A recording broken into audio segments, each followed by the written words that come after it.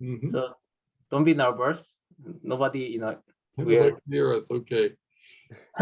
Not yet, anyway. That's good. So yeah, how long is your talk? So I think it's about half an hour. I timed it last night, so plus or minus 5 minutes, I would say. Yeah, completely, that's perfect actually. So, Bruce, the time is, there's no time limit, but I kind of want to give some guideline, 5 to 8 minutes, whatever, 10 minutes. Just use whatever, time you want to spend, and then that's all for you. And then this is really great, my honor. I mean, meet you again. Unfortunately, not in person, but we'll see each other, probably soon. I mean, in person later. We will. So, how's the weather, both of you? It's great out here in Arizona. It's beautiful. So probably 70 or 80. Yeah, right. Yeah, high temperature, low 70s. It's really beautiful. Okay. I envy you. How about you? Yeah. It's actually a pretty nice morning for Vancouver in January, insofar as as far as I can tell, it's not pouring rain. Okay. So it's not quite as warm here, but I think it's still pretty good. Okay. I envy you because I'm now seeing my monitor and temperature is single digit. Yeah. Oh, really? Wow. Yeah. So we have the very hot, big day-to-day difference in terms of temperature. So I remember 2 days ago, we have almost above the 50. And then now we're talking about single digit. Yeah, that's a big swing. Yeah, very big. I went home over the holidays to visit my family in Winnipeg, and it was maybe it was 20 below zero or something like this. And then I came back to Vancouver, and it was around freezing, and everyone we saw was like, "Oh, it's it's really quite cold here." And I was like, "It actually feels relatively pretty nice now." So I guess it's all relative.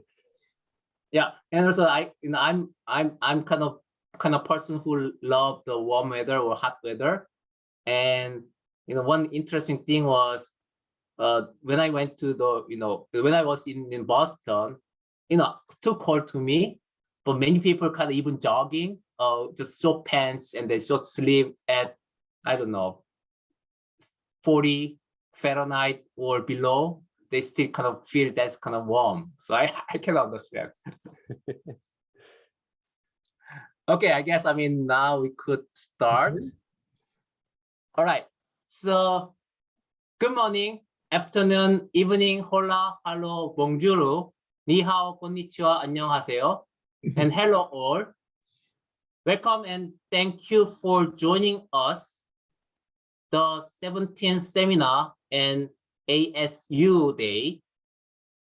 I heard many universities started a new semester, mostly via online or Zoom or some other method for the first 2 weeks, like my university, and almost 2 years of the pandemic basically have changed our views of many things, including seminars, conference, and teaching. However, one thing does not and should not change, that is, scientific discussion must go on. So that's why we are, gathered together, and thank you so much for joining us despite all the crazy kind of schedule after semester start. Okay, it is my tremendous honor to introduce very briefly our pioneer speaker, Professor Bruce Rittmann. He is the director of the Biodesign Institute at Arizona State University. That's why I call today is ASU Day. Mhm. He is also a National Academic Member of Engineering and an AAAS Fellow. In addition, he is an alum of Washington University.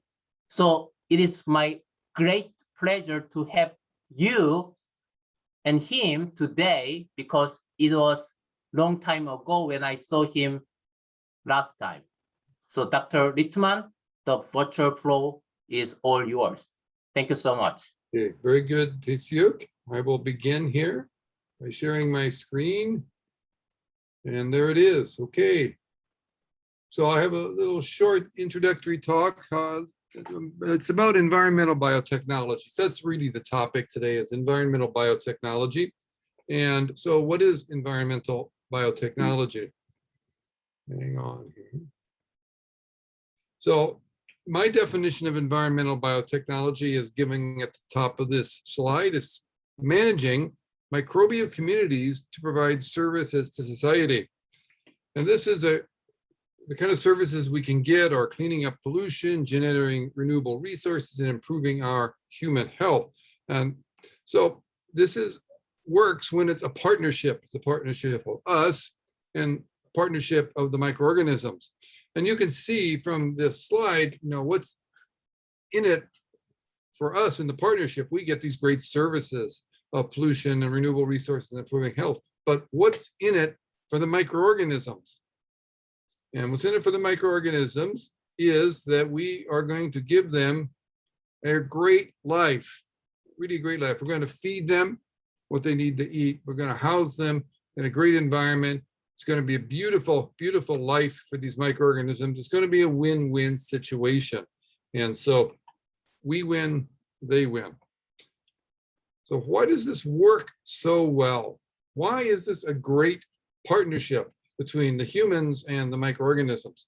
And so let's look at humans. So humans are big and complex. We have big bodies, we have big brains, we're very complicated, but that makes us very smart. And we're really good at understanding and managing things, but we're also very expensive, what I call high overhead organisms.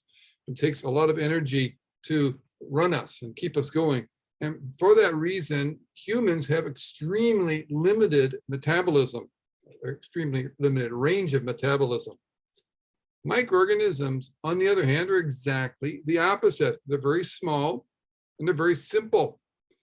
They're what I'll call low overhead organisms. And because of their low overhead and their simplicity, they can gain energy from any kind of chemical reaction that generates even the tiniest amount of energy. They can, what I call here, live on anything. That means their metabolism is extraordinarily broad, and this is what we exploit. So here's a summary of it. It's a great partnership because we use our big brains, intellect, to manage the incredible metabolic diversity of the microorganisms. And this is a great partnership as long as we make it work for the organisms, we give them a great life. So what I'm going to do now is just give 3 colorful examples of some of our center's leading edge technologies and topics in environmental biotechnology that will illustrate this win-win situation that is enabling the microorganisms, giving them a great life. And so, on here, what's my cursor? And so I'm going to focus today on active substrata. These that are surfaces in which biofilms grow. We're going to talk about biofilms, and we're going to have active substrata. I'll give you 3 colorful examples of them. So the first colorful example is the microbial electrochemical cell. It's very colorful. It's orange, as you can see on the right-hand side here, a picture of some we call anode biofilms. And these are bacteria that we call anode respiring bacteria that live on anode of a fuel cell. They oxidize organic material. That means they remove the electrons and they transfer those electrons to the anode, doing what we call anode respiration. So they are living on their electron acceptor.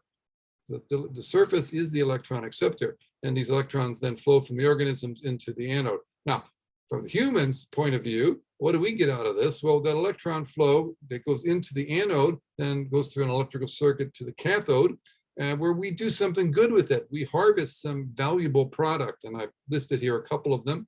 We can harvest hydrogen gas at the cathode and use that as a wonderful renewable energy source, or we can generate chemicals at the cathode, and we can do a number of other things with it. So the orange color is because these organisms use a lot of iron-based cytochromes to transfer these electrons to the anode, and so they're very orange, as you can see here in colorful example number 1.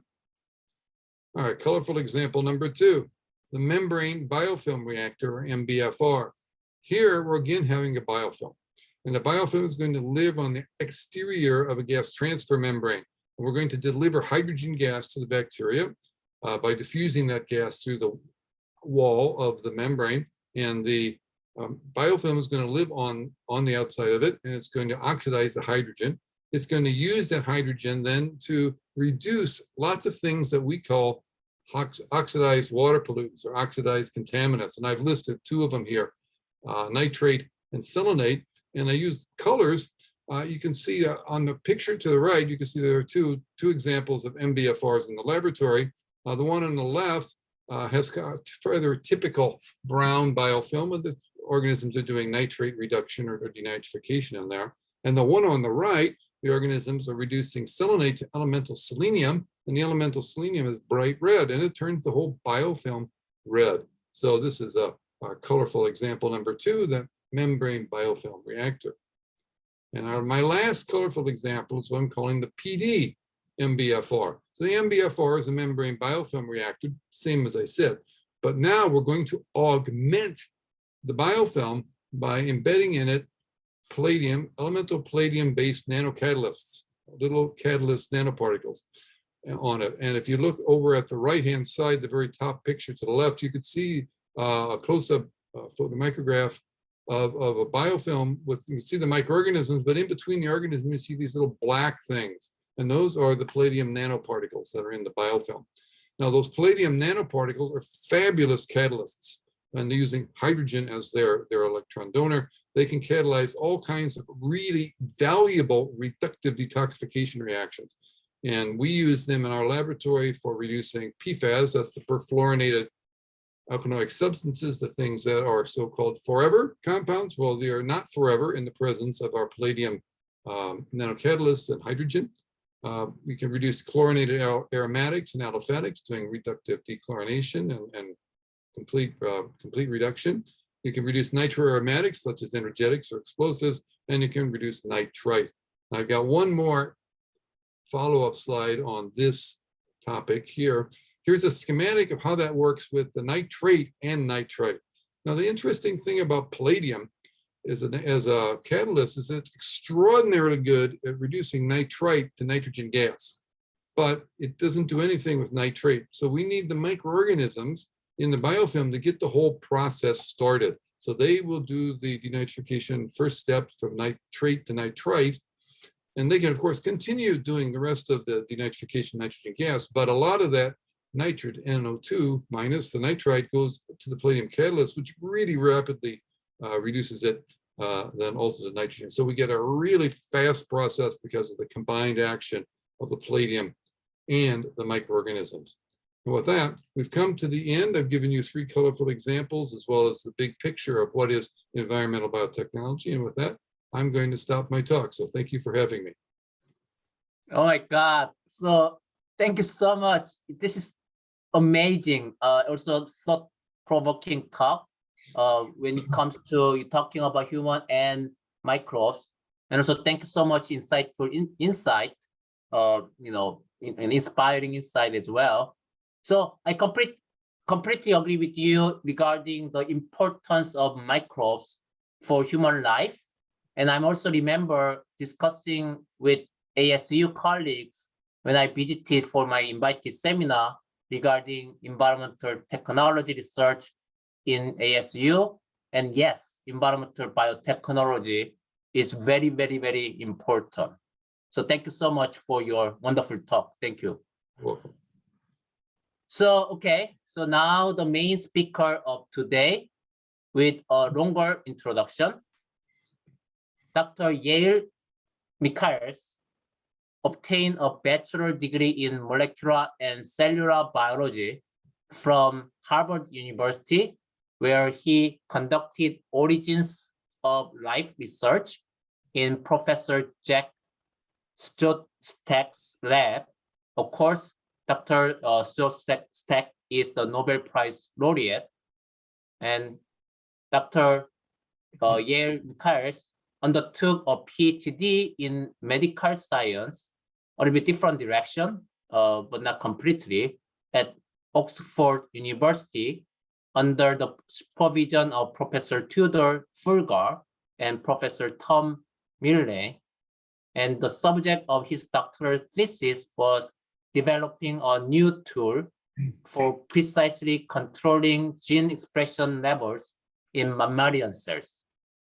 Yale is currently a Benting postdoctoral fellow in Professor Peter Jenstrat's lab at the University of British Columbia. So he has been in US, UK, and now Canada. So all over the place.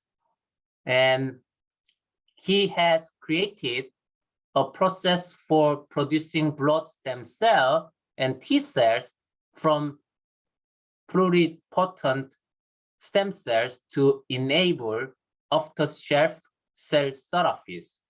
Yale aims to lead a research group to develop synthetic biology tools for understanding and engineering human blood development and leukemia progression. So if there are recruiters in the audience, please consider his application very, very seriously, because he is one of the rising stars in the field. So Yale, take it away. Oh, fantastic. Well, thank you so much for that really nice introduction, but also thank you as well for all the effort I know that's gone into organizing and planning this seminar series. I think it's a fantastic opportunity for young speakers like me, and I'm really delighted to be included in it.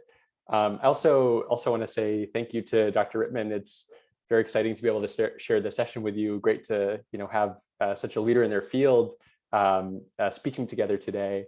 And I was particularly excited to hear you talk about how microorganisms can benefit from biotechnology. We always hear the human side, but we never hear about what a great life the microbes get. So I thought that was a great take. Okay, fantastic. So what I want to talk about today is how we can combine the power of stem cells and synthetic biology to create the next generation of T-cell therapies. And I think a good place to start is to explain to you why I think T-cells make such promising medicines. So T-cells are cells of our adaptive immune system that protect us against infections. And critically, they're able to autonomously travel to sites of disease within the body. When they get there, they can specifically kill infected cells while avoiding damage to healthy surrounding tissues. And I think really critically, T-cells have this tremendous ability to persist. So specifically, a subset of T-cells called memory T-cells can actually endure in the body for decades. And so the idea here is if we're able to treat disease using T-cell therapies, perhaps rather than thinking about treating the disease for the day or for the week, we could actually conceivably be talking about treating that disease for a lifetime. And so given all these really attractive properties, T-cells have been explored and utilized as clinical therapeutics. So I think the most advanced and perhaps well-known example of this is the use of chimeric antigen receptor or CAR T-cells for treating cancer. But T-cells have also shown great promise for treating immunodeficiency and infectious disease. And there's some up and coming research showing that they're also useful tools for preventing autoimmunity and protecting against transplant rejection. So I just want to zoom in on this idea of a CAR T-cell and talk a little bit more about how this actually works in practice. So chimeric antigen receptor or CAR T-cells work by essentially fusing the business end of the native T-cell receptor. So the components of the T-cell receptor complex that normally trigger a T-cell to become activated are fused to a user-specified binding domain. So in the example that I'm showing here, essentially we've got a piece of an antibody that can recognize a protein called CD19, and this is fused to these T-cell activating components that span the cell membrane here. And so when this binding domain, in this case, this CD19 single chain variable fragment recognizes its target, which is CD19 expressed on the blood cancer cell, it's going to send an activating signal to this T cell, which will tell it that it can essentially kill this tumor cell in a specific fashion. Now, these CAR T therapies have shown tremendous efficacy in the clinic, particularly for treating B-cell leukemias and lymphomas, but unfortunately, they do have some limitations. So one of the challenges surrounding CAR T therapy is this notion that when you introduce such strong T-cell activation in response to a tumor, you also end up getting a potentially excessive or unwanted cytokine release, which can cause autoimmune responses in the patient. And I think that this is a great area where synthetic biology can step in to solve a clinical problem. And so here what I'm showing is an example of how researchers have created inducible systems that can place the activity of a CAR under control of either a small molecule or a protein. And so when that inducer is administered, it can turn the activity of that CAR, of that T cell on or off, which can be really useful if you're trying to control the safety of this therapy. And synthetic biology has also given us cell autonomous approaches to controlling T cell activation, which could come in the form of logic gated control. So in the example that I'm showing here, essentially what we have is an AND gate where we require the presence of two different antigens present on the cancer cell before we get activation. But we can also build a NOT gate such that when we detect a protein that's present on healthy cells, this will turn off activity of the CAR in an autonomous way. So I think that these are really nice applications of synthetic biology, but there are still some important limitations of CAR T therapy, not just for these sort of classic CAR designs, but in particular when we think about more sophisticated synthetic biology strategies. And I think that the biggest remaining challenge is the manufacturing process itself.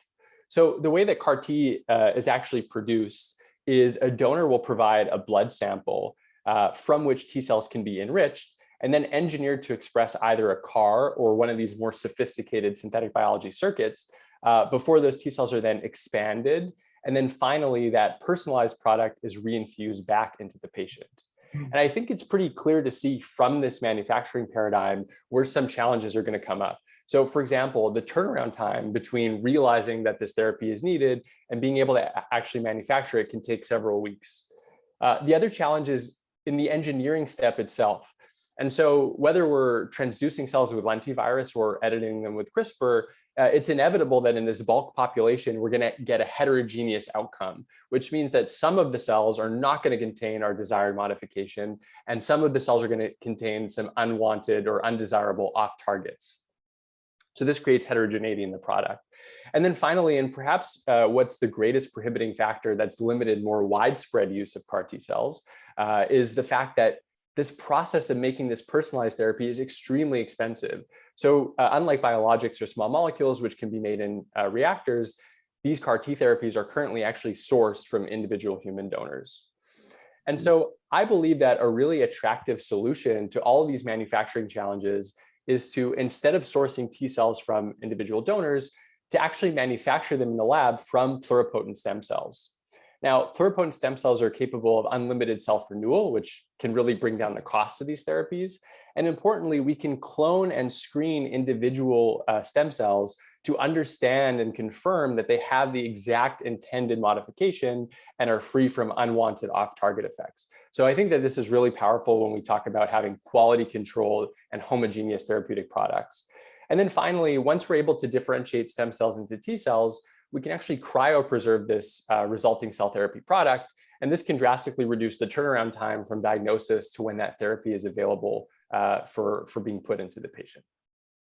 Okay, so I think that this demonstrates the way that we can start to embed therapeutic modalities like a CAR in the stem cells themselves. But I think the other power of using stem cells and SynBio together is that this can allow us to understand the transcriptional drivers that are actually responsible for T cell differentiation.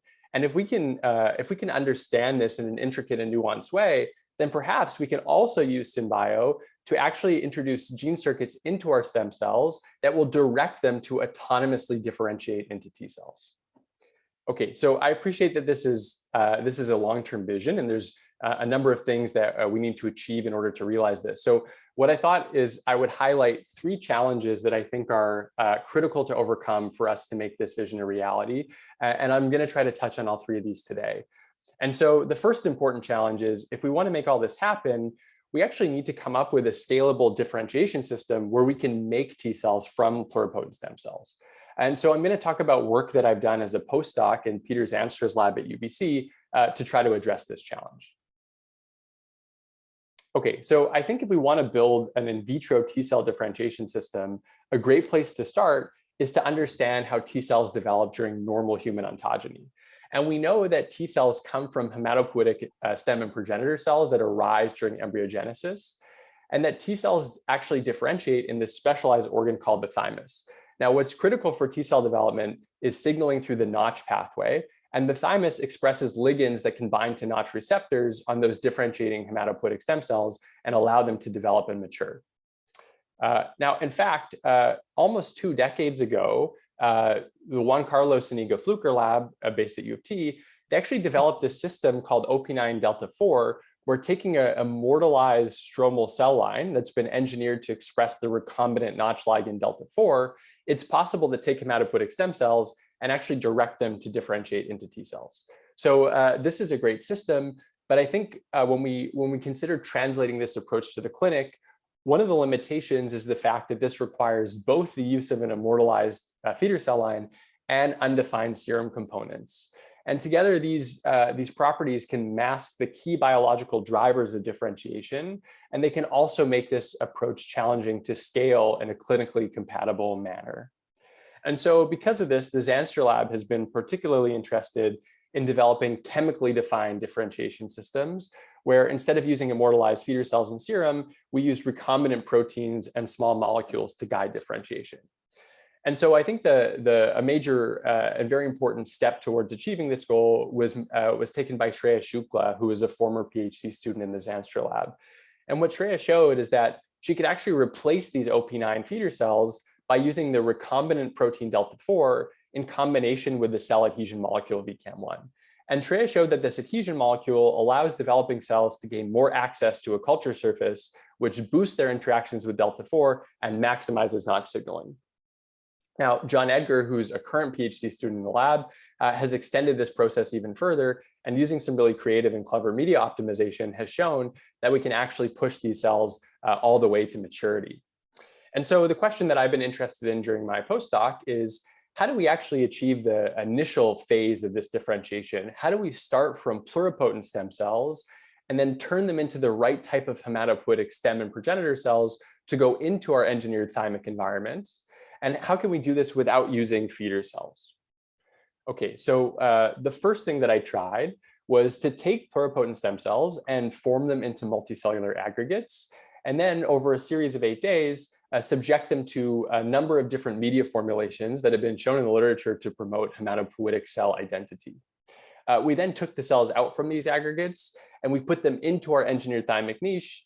And we use flow cytometry to look for the presence of T cell progenitors, which we can detect based on co-expression of CD7 and CD5. And so what you can see from this flow plot is, while we do have a little speckle of these T cell progenitors, both the frequency and the yield is quite low.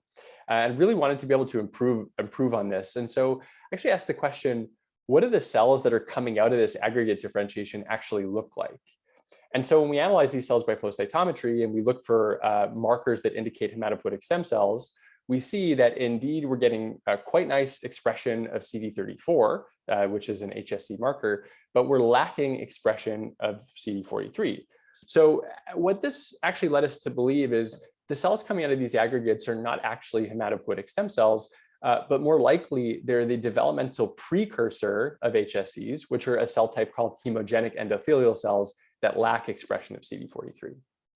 And if this is indeed the case, we hypothesized that if we add an additional phase to our culture system that can support the endothelial to hematopoietic transition, this will actually allow us to get the right type of hematopoietic stem cells that can then go into our thymic niche and hopefully become T cell progenitors.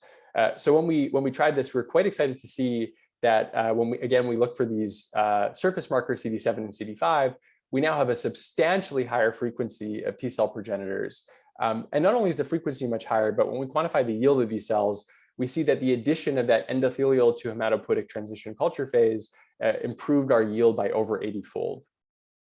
So I think this is really exciting, not only because it allows us to get a pretty robust quantity of these T cell progenitors, but because this is a chemically defined system, it also allows us to ask biological questions about the differentiation process. So for example, we know, as I mentioned earlier, that T cell development is a Notch-dependent process, but there's actually a debate in the literature about whether the transition from these hemogenic endothelial cells into hematopoietic stem cells with T cell potential is notch dependent or not. And so the way we're able to test this is to use our endothelial to hematopoietic transition culture either with uncoated plates, plates coated with the recombinant notch ligand delta 4, or plates coated both with delta 4 and the cell adhesion molecule VCAM1, which Shreya previously showed can increase the magnitude of notch signaling. So we tried all of these coating conditions and then moved our cells into our engineered thymic niche. And when we measured the production of these CD5, CD7 T cell progenitors, what we see is strikingly in the uncoated condition or plates coated with VCAM1 alone, we actually get almost no detectable T cell progenitors. But when we add delta 4, now we're getting a fairly robust population. And with a combination of delta 4 and VCAM1, we're now actually getting a really nice output of T cell progenitors. And so if we use these optimized conditions for making the right type of hematopoietic stem cells and put these cells into our thymic niche, we're able to show that not only are we able to make these early T cell progenitors that express CD7 and CD5, we can also make late stage T cell progenitors. And eventually we even get CD8 single positive cells that co-express CD3 and a TCR, T cell receptor. So collectively, these are the markers that allow us to identify that we're producing cells that phenotypically look like mature T cells.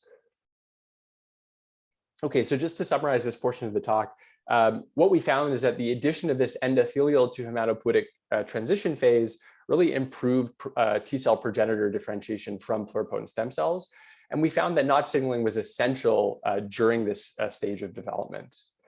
And collectively, these improvements have allowed us to come up with a scalable differentiation system where we're actually able to make pretty good quantities of T cells starting from pluripotent stem cells. So this is a summary of progress to date on that in the Zanstra lab.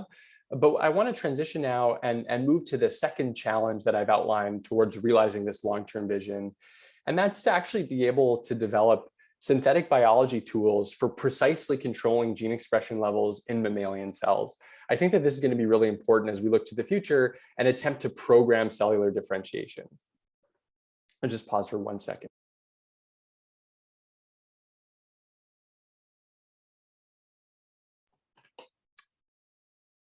Okay, so just moving to this second challenge, we now, thanks largely to advances both in genome engineering and synthetic biology, we now actually have really great tools for turning genes on and off.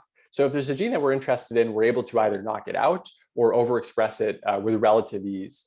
But as it turns out, for a number of functional processes in mammalian cells, precise control over the levels of gene expression is actually really important. And in particular, when we think about cellular development, we know that carefully controlling the levels and timing of gene expression is actually instrumental in dictating particular cell fates. And so what I wanted to do as a PhD student was to actually develop a technology where researchers could finely tune the levels of gene expression to intermediate values between completely on and completely off. So we started thinking about how to do this. And we realized that microRNAs are naturally occurring fine tuners of gene expression. And so we reasoned that maybe we can redirect endogenous microRNAs to actually precisely control genes that we're interested in tuning. Okay, so by way of background, microRNAs are short non-coding RNAs. They're about 20 to 23 nucleotides long, and they guide a complex of proteins called RISC to complementary targets in the transcriptome. So here I'm showing a microRNA which is perfectly complementary to its target site. And we know that this will lead to very strong silencing of that transcript. We also know from the literature that a region from nucleotides 2 through 8 with respect to that microRNA, which is called the seed sequence, is thought to be the minimum necessary determinant to get moderate repression of this transcript. But what we actually don't have a complete understanding of is how every other nucleotide within that microRNA target site, or what I'm calling a microRNA response element, or MRE, what we don't know is how each of those other nucleotides contributes to the magnitude of silencing. And what we hypothesize is that if we can actually understand in detail what each base is doing, then perhaps we could engineer microRNA response elements to give us desired levels of repression of our gene of interest.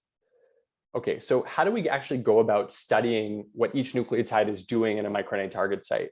Well, we used a high throughput reporter library. So essentially, we have a plasmid that comprises a promoter followed by a fluorescent protein, in this case, CFP. And then downstream of that fluorescent protein, we clone a microRNA response element. And so we started with a microRNA target site, which is perfectly complementary for miR-17, which is a microRNA that's broadly expressed in mammalian cells. We also introduced into this library all of the possible single nucleotide variants of that target site. Okay, so then we took this entire plasmid pool and we transfected it together into HEC293Ts. So these are cells that endogenously express miR-17. And then after allowing the transcripts to get expressed and the microRNA to act on those transcripts, we isolated back both the messenger RNA and the plasmid DNA from the cells and subjected them to high throughput sequencing. And the idea here is that for any variant in our library, if we calculate its abundance in the mRNA fraction and we normalize it to its abundance in the plasmid fraction, then we can learn how highly expressed that variant was. So what does this actually look like? Well, if we take all the variants from our library and we just plot them in rank order, what this actually gives us is essentially a dictionary that relates the sequence of a microRNA response element to its functional output or its expression level. So in this graph here, each gray bar represents one of those single nucleotide variants from the library, and the height of the bar tells us how highly that variant was expressed. And then here, the top color tells us where within that microRNA response element that mismatch occurs, and the bottom color tells us what that base change actually was. So what you can see from this is now, rather than simply being able to have genes all the way on or all the way off, we have access to all of these intermediate levels of expression in between. And so the way that we might actually go about using this dictionary is, let's say we have an application where we think we'd like, for example, a 30% reduction in expression. Okay, well, we can go to our dictionary and say, okay, this target site looks pretty good. So we need to go ahead and make a U substitution at position 17. Okay, now that's just a hypothetical use case, but I'd like to show an example of how we actually implemented the system to control an interesting and important gene. All right, so if we return to this concept that I mentioned in the introduction of CAR T cell, chimeric antigen receptor T cell, as I mentioned before, these engineered T cells are quite potent at recognizing and killing tumor cells. But as I also alluded to, the really strong magnitude of T cell activation that you get when you administer these therapies can also cause unwanted cytokine release, which can lead to autoimmunity. And so we asked the question, is it actually possible to control T cell activation levels by tuning expression of how much CAR is produced by that T cell? And in doing so, maybe it would be possible for us to strike this balance between getting effective tumor killing but avoiding these unwanted cytokine release effects. And perhaps we can actually identify an ideal therapeutic window of CAR expression. Okay, so how do we go about tuning CAR expression? So this is work that's been done together with Andrew Ramos, who's a PhD student at Oxford that's been carrying on some of the tuning work that I did during my PhD. And what we decided to do is to take a lentiviral vector that encodes a chimeric antigen receptor, which is shown here in green. And then downstream of that CAR, we cloned 15 different microRNA response elements from our dictionary. So the idea here is we chose microRNA response elements that should give us ideally high, medium, and low expression of that CAR. And when we took a subset of these constructs and we introduced them into T cells, we were able to observe the following. Here, each one of these bars corresponds to T cells that were transduced with a different one of these microRNA response element vectors.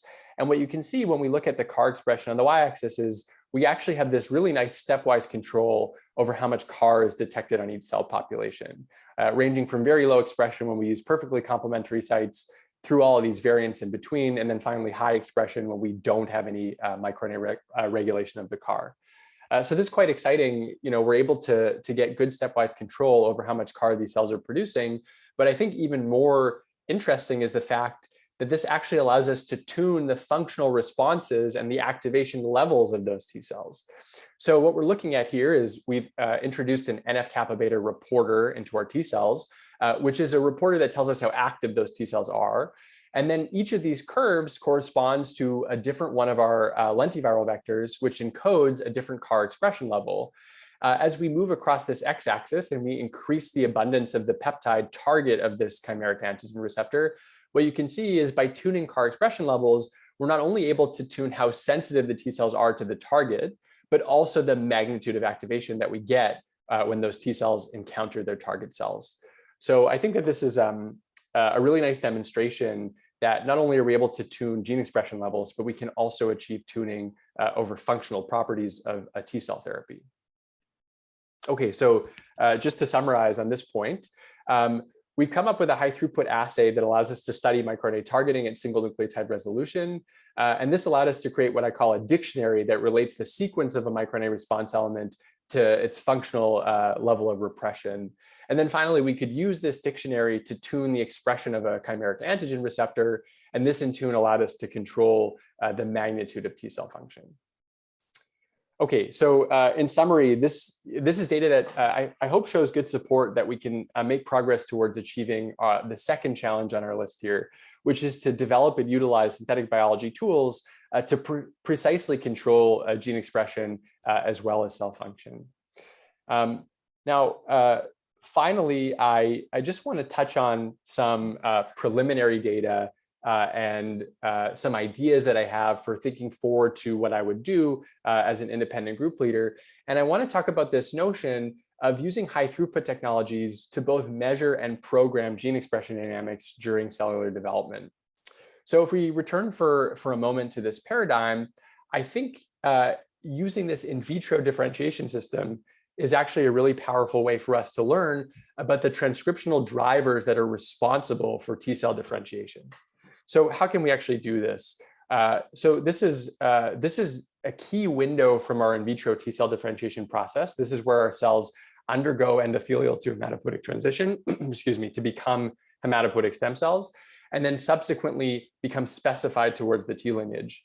So focusing in on this critical window, we decided to sample cells every 24 hours for a 2-week time period for single cell RNA sequencing.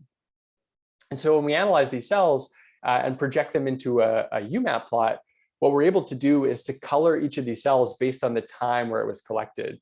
And so what we can see is that our cells begin here in this upper right-hand region, they move into the central area here, and then they go off on these 4 different branches over time.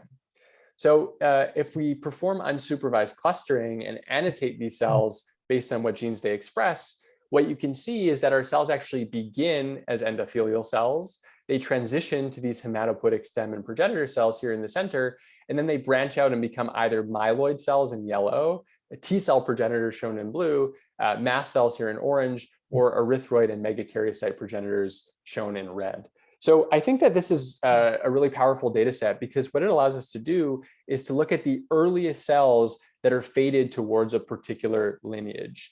And so we actually employed a mathematical trajectory inference method developed by Jeff Scheibinger called Waddington Optimal Transport. So this is work that was done in collaboration with Jeff, as well as some of Jeff's trainees that I've outlined here.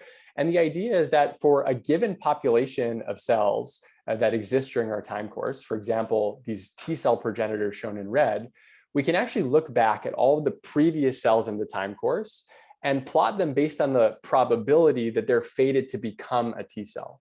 So what we're showing here is these cells in yellow have a high likelihood that they're the ancestors of our T cell progenitors. Now, we can also perform this optimal transport analysis for the other lineages that we detect in our culture. So here we're looking at mast cells in red, and we can see ancestors of mast cells here in yellow. And then finally, we can look at the cells that are most likely fated to become myeloid cells. Now, I think the reason why this is really useful is it's actually going to allow us to understand what are the gene expression programs that are coming on in these cells that are destined to become a particular cell type. And so this is a really nice analysis that was established by Matt Major, who's a very talented undergraduate in the Zanstra lab. And what we're able to do is to essentially take all of the cells that exist in our time course data set and plot them based on their probability of becoming a T cell on the x-axis here. So each dot corresponds to a cell. Its position on the x-axis is its likelihood of becoming a T cell as determined by this optimal transport analysis. And then what we can do is we can take transcription factors and ask, how does activity of a given transcription factor correlate with probability of becoming a particular cell type? So here we're using a method called scenic, which allows us to look at not only the expression of the transcription factor, but also expression of its downstream target genes in any given cell. And what we can see is that TCF7 activity correlates quite strongly with probability of becoming a T cell. Now, TCF7 is previously known in the literature to be a key driver of T cell differentiation. So it's nice to be able to see we can recover this. But we can also use this approach for unbiased discovery. So here what we've done is we've taken our cells and ordered them from left to right based on their probability of becoming a T cell. And then this allows us to examine all of the transcription factors that we can detect in our data set and to essentially see which ones significantly associate with the likelihood of adopting a particular cell fate. And using this unbiased analysis, again, not only can we recover known transcription factors like TCF7, but we can actually identify previously unreported transcription factors that play a role in this cell fate decision. So here we see ALK4, which we learned is strongly inversely associated with the probability of becoming a T cell. Okay, so putting this together, I think what this analysis demonstrates is that by combining time-resolved sequencing with mathematical modeling, it really allows us to read the path from stem cells to T cells. But looking to the future, what I'm excited about is moving from reading to writing. So can we actually apply synthetic biology towards forward programming of gene expression dynamics to impose desired cell fates? And if this is something that we're able to do, I think that we can embed not only therapeutic programs, for example, a chimeric antigen receptor into our stem cells, we can also embed the instructions in these stem cells so they'll know how to autonomously differentiate into T cells. Just to give a little bit of a demonstration that this is something that I think is actually practical. This is a study that was led by Laura Prokaska. I was lucky enough to work with her.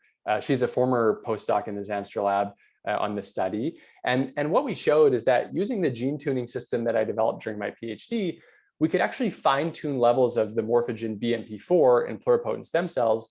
And in doing so, we could get these pluripotent stem cells to differentiate into all three of the germ layers. And we could do that without the need to supply exogenous BMP4 in the media. So I think that what this demonstrates is that it's actually possible to get cells to autonomously differentiate with a reduced reliance on exogenous factors, which is really going to both save costs and improve the consistency of these in vitro differentiation processes.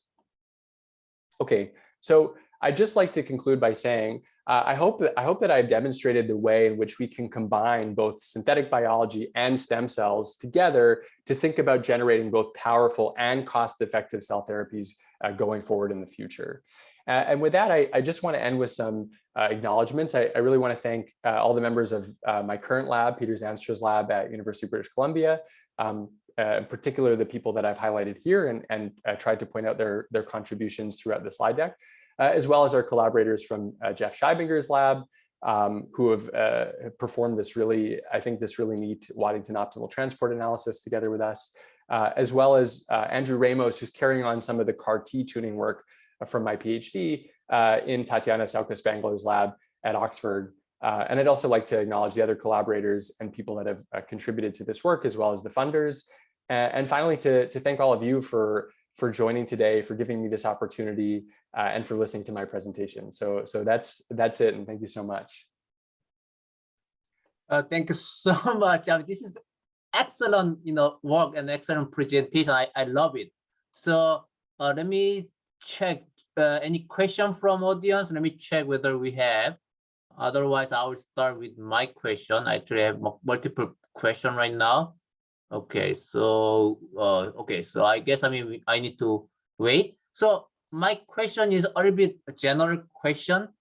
So to me, this is the fascinating technology, and one question for you is also for my class I'm teaching. So could you share your perspective on ethical and safety aspect of this amazing technology? Because I kind of see some safety issue we need to consider, or even some ethical issue we may consider for moving forward. Yeah, that's a good and fair question. So when it comes to safety, I think, as I mentioned in the presentation, there are some, when it comes to CAR-T therapy, for example, there are still some challenges that need to be overcome. So when you introduce this strong and potent immunological therapy, there's the potential to get a very strong immune response, which can have adverse consequences. So I would say on one encouraging note about this is clinicians are getting much better at treating these adverse autoimmune effects, coming up with therapies that they can use to correct this. And I actually think this is a case where SynBio can make these technologies even safer. So by implementing things like off switches or kill switches or cell autonomous logic control, we can make the activation of these cells even more precise, such that we can avoid some of these unwanted or unintended side effects. Now, this comes with a caveat, of course, that the more engineering we do to cells, the more we need to be aware and check that we haven't done unintended modifications, of course. And this is where I think that there's great power in using pluripotent stem cells. It just gives us the ability to screen that product in a really careful, in-depth way that's much harder with a bulk population. So by starting from individual clones of pluripotent stem cells, we can really have high confidence that they're not going to have any off-target modifications, which I think will increase confidence in their downstream safety. So definitely something that's important to consider and keep our mind on, and something that I think stem cells can help with.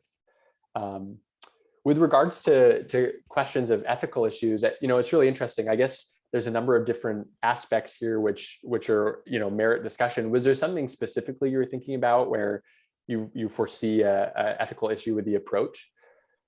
So actually, the reason I'm asking that question is my synthetic biology class, I always include two lecture or discussion or debate. I kind of spend 3 hours total. And then the first question I kind of posing, basically since 10 years ago, basically, that is actually the similar to your research. So saying hypothetical situation, and suppose your beloved person, girlfriend or boyfriend or daughter or whoever, and say has unfortunately leukemia. So you're talking about leukemia, so that's kind of first sentence I kind of talking, and then I kind of say, unfortunately that's kind of bad, but the only solution would be bone marrow transplantation. Right. And then the second thing is, unfortunately nobody comparable right now.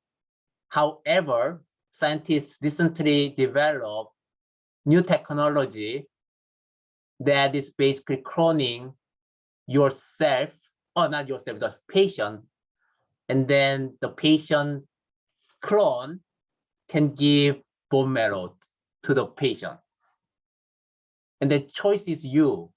On you, what would you do? That's my first question. And 10 years ago, I have the statistics of the response. No way, right? But now the kind of people changing, and then once that I ask that question, I kind of pose another question: what if you clone? The scientist clone human without head. What is your response? And then I have to record all the response. And then my final question, of course, is what if scientists only clone stem cell?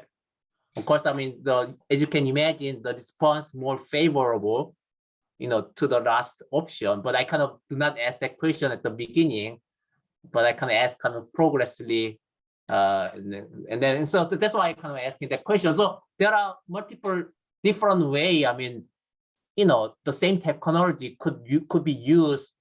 I'm talking about dual use of the research. So I just kind of asked that question. Yeah, no, I think it's a great question, and probably get some really exciting conversations going amongst the students. One of the things they so excited, and then I even could not leave the room after the classroom ends. So they keep chatting about it. Yeah. I think one of the things that's so attractive to me about the future of these stem cell derived cell therapies is, even in the case where now the bone marrow donation comes from a human, of course it's not generally a life-threatening procedure to the donor, but it can be invasive. And knowing people who have gone through this, it can require it can pack a punch and require that they need to take some time out from their daily life. So even being able to reduce the burden of that donation process, I think, is, from an ethical perspective, certainly has its merit. So it's a great point of discussion, and another reason why I really love stem cells and these approaches to regenerative medicine. Sure. We continue probably after this session, so next session. So let me check the one last time. Are there any question? Okay. So I do not see any. That means your presentation was perfect. No question at all. So in that case, I'll ask one last question, quick question. Could you already kind of mentioned some, but could you share, because I mean, you mentioned some of that, but could you share not only your own research, but entire field, what would be the direction of the field, and then what would be remaining challenges? And then what is the remaining challenges and promises? Yeah, that's a great question. So I guess I can speak to the two separate fields that I discussed, being Right. synthetic biology and stem cells, and then at the end I'll wrap up by talking about how I see them coming together. So on the regenerative medicine or bioengineering side, I think we've now shown that we have the ability to produce these cell types in vitro. And an important challenge is going to be, how do we scale them up so we can make them in a cost-effective way and administer them to many patients, and make these treatments accessible. So scale up is a challenge. How do we get something that for me works in a 96 well plate or a 75 centimeter flask? How do we get that to work in a gigantic bioreactor? So that's an exciting and ongoing challenge. On the synthetic biology side, there's great promise in a lot of these gene circuits, both for achieving specific control of cell function and also tuning expression levels of genes. When we think about implementing these into cell therapies, we need really simple systems that have very clean on-off dynamics. So, things that right now require 15 different components and may take up kilobases in the genome or megabases in the genome, those may be practical in the future. There's great technology. People are implementing artificial chromosomes and other large payload delivery systems. But in the near term, I think we need to find what is the simplest possible system that takes up a small amount of space in the genome that accomplishes the function in a clean way. So there's a lot of people doing great work on this front, and I don't think we're too far off from that. But the long-term thing that I'm really excited about that I alluded to in the talk is, can we bring these two things together? Could we use the power of these simple synthetic gene circuits to actually drive cell autonomous differentiation from stem cells? I think this can really address the scale-up problem, right? If you have all the information you need to tell a cell how to differentiate embedded in the genome, all of a sudden you don't need to worry so much about getting all these factors in the media at the right concentrations, et cetera. So these are some of the things I think are exciting future directions from this, and things I'm interested and excited to keep working on. Sure. I mean, we probably continue the discussion afterwards. And one last question. I said last question, but I write to you. So because you mentioned something. So in terms of complexity of the genetic circuit, and you mentioned AND gate, whatever. But another kind of problem caveat is, if you have the very complex circuit, the enemy to all the bioengineer is the mutation and evolution. So what do you think? I mean, what would be kind of reasonable compromise in terms of complexity? Because if you have the more input circuit, there's more specificity, but that also reduce the circuit robustness and function. So what would be maximum input in terms of, I cannot give some specific, but what would be maximum input in terms of achieving your goal? Yeah, it's a great question. Of course, there's this trade-off between being sophisticated and then being simple and consistent. And this point about mutations is a good one. I think there's a couple ways to address this. One is simplifying the circuits to minimize inputs. Another is to bake in things like kill switches. So if something goes wrong, you have the ability to remove the graft. But it's tough to rely on that, because then you need to make sure that the kill switch doesn't get mutated as well, right? So I like the notion, and I think it's possible in the future, that there are going to be some single inputs which give you enough control, together with a targeting moiety like a CAR, that you get the safety benefit without, as you say, having to put all these things in the genome and risk that they'll become mutated or fail to function. And then my last plug for microRNAs is the target site for microRNA is very short. It's 23 nucleotides long, and the target space for getting mutated is considerably smaller than if you have an entire transcription factor. So this is another point in favor of using microRNA target sites for doing mammalian synthetic biology. Okay, so while we're waiting, we have the great question from Justin. Okay, so what is the long-term fate of these engineered T-cell in vivo? would they be harmful once the disease has been resolved? Interesting question. Yeah, that's a great question from Justin. So the long-term fate of the cells depends a little bit on the properties of the graft. So I mentioned before that there are these memory T cells that can persist for decades. If you're interested in a long-term durable treatment, then you probably want to optimize your graft to contain a high number of cells that can become memory. There are other instances where you want something more short-term. So in the case where these cells are persisting, is there a risk of unwanted effects? I think the key is to design the cells to achieve high specificity. So if what they're going to recognize is really exclusively going to be tumor or infected cells, then having them persist, in my mind, is potentially a good thing because it's going to give protection against a recurrence of that cancer or that infectious disease. Of course, if they're not designed well and they do have unwanted reactivity against healthy tissues, then this persistence is a big challenge. So this is another reason why I think it's useful to have the ability to eliminate the graft if you want to do so, which is an ongoing challenge. People are working on this type of kill switch. So I hope that somewhat answers the question, but it's a great point and something that warrants careful thought when these therapies are designed. Wonderful. So very challenging problem. That's why this was solving, right? So important problem. So I'm actually doing lots of kill switch things. So you and I talk later. Fantastic. Okay, great. So let me check one more time whether other question. Okay, we don't have questions. And then this is right now 11:01. So probably wrap up today. So thank all for joining and staying today again, although many people are so busy right now due to the start of the new semester. So we will meet again next week on January 27, Thursday again, the same time. And we will have Dr. Kostas Maranas from Penn State University and Dr. Fan Hong from Harvard University. And in fact, Dr. Hong received his PhD at ASU. And so very interesting coincidence again. And also Harvard University. And then of course, Yale also got his degree, Harvard.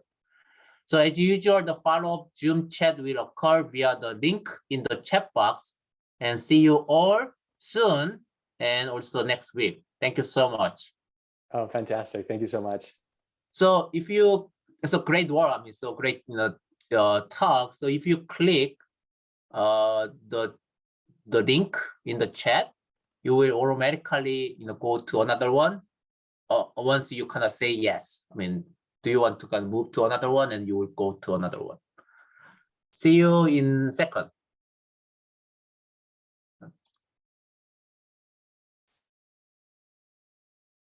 Tony, thank you so much. Thank you, Dr. Moon. So have a nice weekend. You too. And then, I'll send these recordings as soon as possible. Okay, so and then stay warm, too cold. Yeah, stay warm. Take care now. Okay, bye-bye. Bye-bye.